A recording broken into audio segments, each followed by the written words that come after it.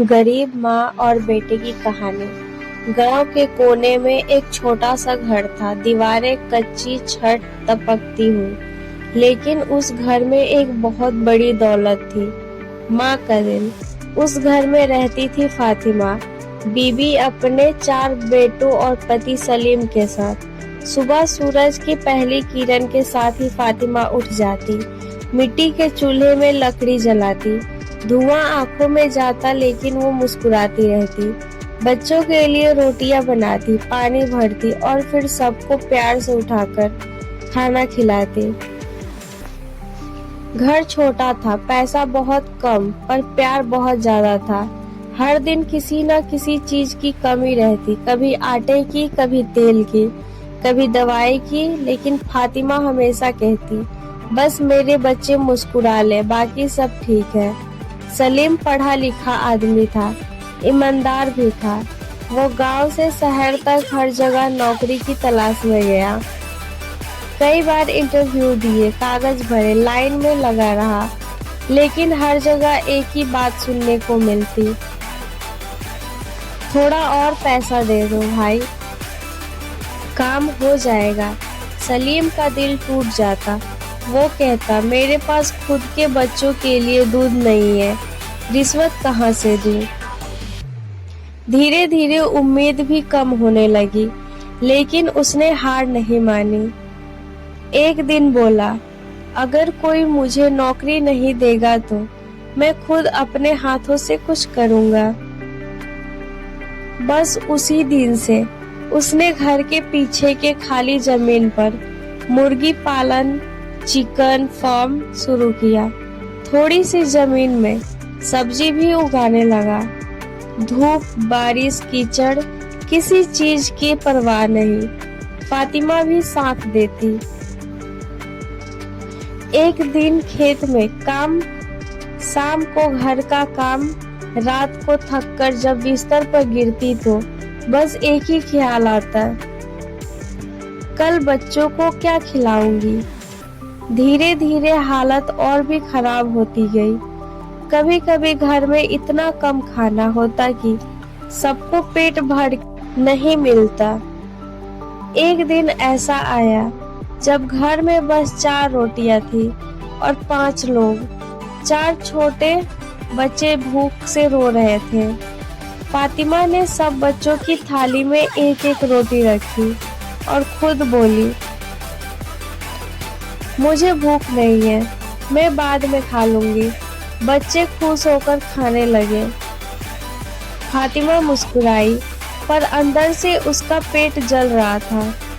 रात को जब सब सो गए तो वो चुपचाप उठी, चूल्हे के पास गई और सिर्फ पानी पीकर बैठ गई। उसकी आंखों में आंसू थे।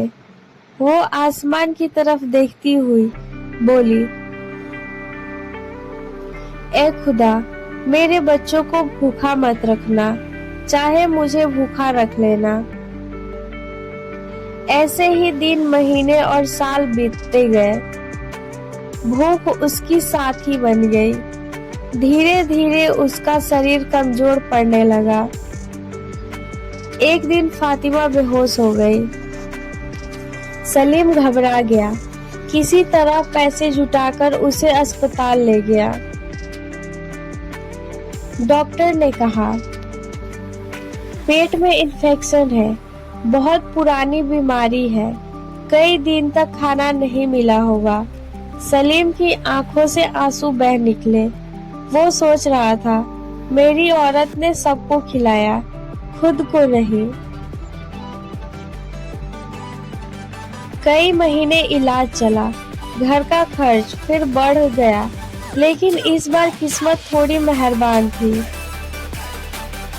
कई महीने बाद जैसे ऊपर वाले को तरस आ गया हो, एक दिन सलीम को एक सरकारी दफ्तर में नौकरी मिल गई। छोटा सा क्लर्क का काम था, पर उसके लिए वो सबसे बड़ी खुशखबरी थी। घर में पहली बार अच्छे कपड़े आए, बच्चों के लिए दूध आया और रसोई से फिर से खुशबू आने लगी। फातिमा की आंखों में आंसू थे, लेकिन इस बार वो खुशी के थे। वो धीरे धीरे ठीक होने लगी। अब बच्चे स्कूल जाते, सलीम रोज काम पर जाता और घर में फिर से हंसी गूंजती। समय बीतता गया। सबसे बड़ा बेटा आरिफ कॉलेज में गया। फातिमा दिन रात दुआ करती, बस मेरा बेटा काबिल बन जाए, और ऊपर वाले ने सुन ली। आरिफ को एक अच्छी नौकरी मिल गई। उसके बाद एक एक करके बाकी तीनों बेटे भी अपने पैरों पर खड़े हो गए। अब घर पक्का बन गया, दीवारों पर पेंट है, फर्श चमकता है और रसोई में खुशबू फैलती है। लेकिन माँ वही है, सादी, शांत और हमेशा अपने परिवार के लिए दुआ करने वाली।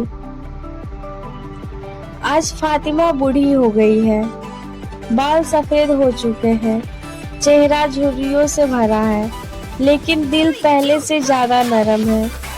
जब चारों बेटों उनके पास बैठते हैं, उनके पैर दबाते हैं, तो वो मुस्कुराकर कहती है, अब पेट नहीं जलता बेटा, क्योंकि दिल भरा है।